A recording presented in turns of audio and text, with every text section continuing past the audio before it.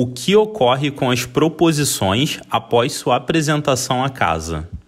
Uma vez recebidas pela mesa, as proposições são numeradas, datadas, publicadas no Diário da Câmara dos Deputados e em avulsos, e no prazo de 2 sessões, despachadas às comissões competentes para exame. A que comissões é distribuída cada proposição? As proposições, em geral, são distribuídas para exame do mérito, ou seja, para o exame da conveniência e oportunidade técnico-política das medidas nela propostas, aquelas comissões permanentes cujo campo temático ou área de atividade, nos termos definidos do artigo 32 do Regimento Interno, envolva a matéria tratada.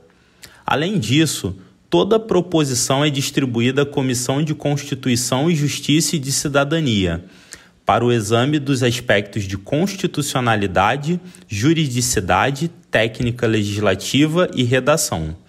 Se suas disposições tiverem algum impacto financeiro orçamentário ao poder público, a proposição será distribuída ainda à Comissão de Finanças e Tributação para exame de adequação ao Plano Plurianual, à Lei de Diretrizes Orçamentárias e ao Orçamento.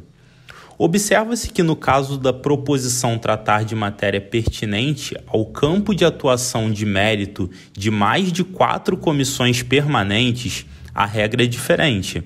Deverá ser constituída uma comissão temporária, especial, que será incumbida de dar parecer tanto sobre os aspectos de mérito quanto sobre os de constitucionalidade, juridicidade, técnica legislativa, redação e adequação financeira e orçamentária. Há alguma ordem de distribuição de uma proposição para as comissões competentes? Sim.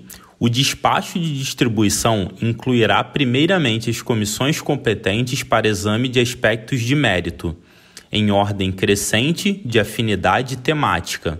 Depois, a Comissão de Finanças e Tributação, se houver aspectos de admissibilidade e adequação financeira orçamentária a serem avaliados. E, por fim, a Comissão de Constituição e Justiça e de Cidadania, para análise de questões de constitucionalidade, juridicidade, técnica legislativa e redação. A Comissão de Constituição e Justiça e de Cidadania e a Comissão de Finanças e Tributação só examinam os aspectos de constitucionalidade, juridicidade, técnica legislativa e adequação financeira e orçamentária das proposições? Não necessariamente. Essas comissões têm campos temáticos próprios e, quando as proposições tratam de matérias neles inseridas, também examinam os aspectos de mérito, além dos de constitucionalidade, juridicidade, técnica legislativa e adequação financeira orçamentária. Quando pode ocorrer a tramitação conjunta ou por dependência de 2 ou mais proposições? A tramitação conjunta de proposições ocorre quando a presidência, de ofício ou a requerimento de algum deputado, verifica que existem em tramitação na Câmara 2 ou mais proposições da mesma espécie, tratando de matéria idêntica ou correlata. Nessa hipótese, se o estágio de tramitação em que estiverem ainda permitir, será determinada sua apensação e tramitação em conjunto no mesmo processo. Até que momento da tramitação pode-se promover a apensação de 2 ou mais proposições? Isso depende do rito de tramitação aplicável. No caso de proposições sujeitas à deliberação do plenário, a apensação pode ocorrer até a entrada de uma delas na ordem do dia. Já no caso das proposições sujeitas à apreciação conclusiva das comissões, a oportunidade para se promover a tramitação em conjunto com outras fecha-se assim que for aprovado o primeiro parecer de comissão sobre uma delas. No caso de tramitação em conjunto, que proposição tem precedência sobre outra? Terá precedência a mais antiga sobre a mais recente das proposições em tramitação, sem levar em consideração a casa de origem. Que vantagem no processo a proposição com precedência tem sobre as outras que com ela tramitam conjuntamente? A precedência de uma proposição sobre outra só tem significado mais relevante nas votações do plenário, onde a que for aprovada primeiro provocará a prejudicialidade das demais. Observa-se, entretanto, que a ordem de precedência dada pelo regimento não é absoluta, podendo ser superada e transferida a precedência de uma para outra proposição apensada, por meio da aprovação pelo plenário de um requerimento de destaque com essa finalidade. No âmbito das comissões, o fato de uma proposição ter ou não precedência regimental não é tão importante, porque ali não se votam diretamente as proposições, mas apenas pareceres sobre elas. Nesses pareceres, os relatores têm liberdade de recomendar a aprovação dentre todas as apensadas daquela que lhes pareça mais conveniente e adequada, não precisando respeitar a precedência regimental.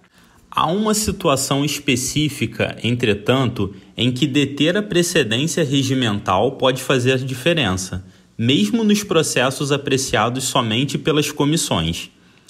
É que na hipótese de os pareceres aprovados concluírem pela aprovação de várias proposições apensadas no termo de um substitutivo comum, quando o processo chegar à redação final ou à mesa para os devidos encaminhamentos, apenas uma delas poderá deter o status formal de aprovada, e todas as outras serão declaradas prejudicadas. Nessa situação, considera-se formalmente aprovada apenas aquela que detiver a precedência regimental. É correto designar como principal a proposição que tem precedência regimental?